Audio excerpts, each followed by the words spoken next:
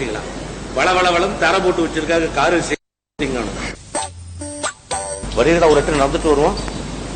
சில பையன் கூசம் எடுத்துட்டு வாழ.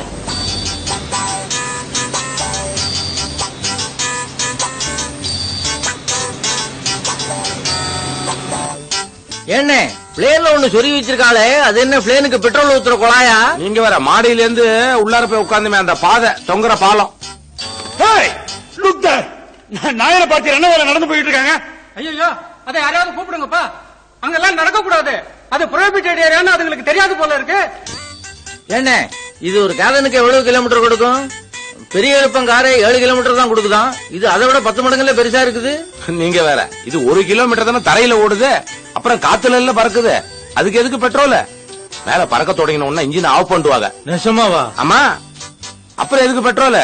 காக்கா குருவி எல்லாம் பெட்ரோல்லையா பறக்குது? ஆமாண்ணே. செக்யூரிட்டி பார்த்தா அவங்களை பிடிச்சிருவாங்க, தண்டனை வேற கொடுப்பாங்களே. பிடிக்கட்டும், கொடுக்கட்டும், நல்லதா போச்சு. 3 டிக்கெட் குறைஞ்சா நம்ம பிளேன்ல ஹாய காலை நீட்டிட்டு போலாம். நல்ல மனசியா உமக்கு. ஐயோ, பிளேன் இறங்குற இடமாச்சே, பிளேன் இறங்கவும் முடியாது. இவங்களை யாரு அங்க போக சொன்னா? சரி வாங்க, நாம போய் அவங்க கூட்டிட்டு வந்துடலாம். நாம போனா மாட்டிக்க வேண்டியதுதான். அதுங்களால படிப்பு இல்லாத ஜென்மங்கள் எதையா சொல்லி தப்பிச்சுக்கோ. இப்ப இருக்கிற செக்யூரிட்டி கெடுபிடியில நாம போறோம், கம்பி எண்ண வேண்டியதுதான். இப்ப என்ன பண்றது? பேசாம கண்ணை மூண்டு போயிடலாம். வாங்கலாம். அடே என்ன காத்து, என்ன காத்து. நம்ம ஊர் களத்து மேடு மாதிரி தர போட்டு வச்சிருக்கா பத்தீங்களா? என்ன அழகா விசாலமா மொழிகிற மாதிரி தர போட்டு வச்சிருக்காங்க. ஆமா, நம்மளையே கண்ணாடி ரூமுக்குள்ள போட்டு அடைச்சு வச்சிருக்காங்க.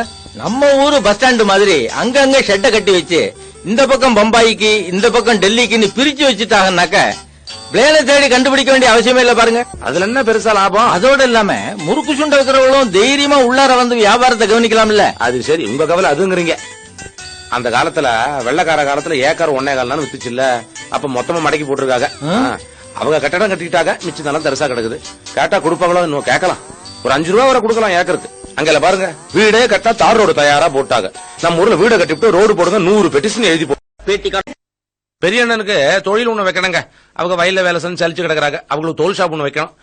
அவங்களுக்கு ஒண்ணு வச்சு கொடுத்துட்டு நம்ம ஊர் தண்ணி பந்தா நம்ம ஊர் ஹோட்டல் ஒண்ணு வச்சு விட்டோம்னா இடியாப்பம் தேங்காய் பால் நம்ம ஊருக்காரங்க வந்து சாப்பிட்டு போயிட்டு இருப்பாங்க. அண்ணே, ஒரு மெக்கானிக்கல் ஷாப் போட்டு பையாலு உட்கார வச்சிடலாம். பையாலு இவன் விவகாரம் பிடிச்சவன செஞ்சு முன்னியும் இல்ல. ஆமா, ரோடு ஓரமெல்லாம் கடை கட்டி போடணும். பிளேன் வந்துகிட்டு போய்கிட்டு இருக்கோம், வேடிக்கை பார்த்துட்டு வியாபாரத்தை விட்டுருவான். பஜார்ல இவங்க ஆத்தா சொல்லிச்சுன்னு பட்சணக்கிற ஒண்ணு வச்சு போடல. முறுக்கு சுத்துறானா ஊற சுத்தினா வியாபாரம் படுத்துருச்சு. பிளேனை பறக்க பார்த்துட்டு வியாபாரத்தை விட்டுருவியா? இல்ல செய்வேன். மெக்கானிக் கடை போடலாமா? செய்வேன். கடை போட்டா பாத்துப்பியா?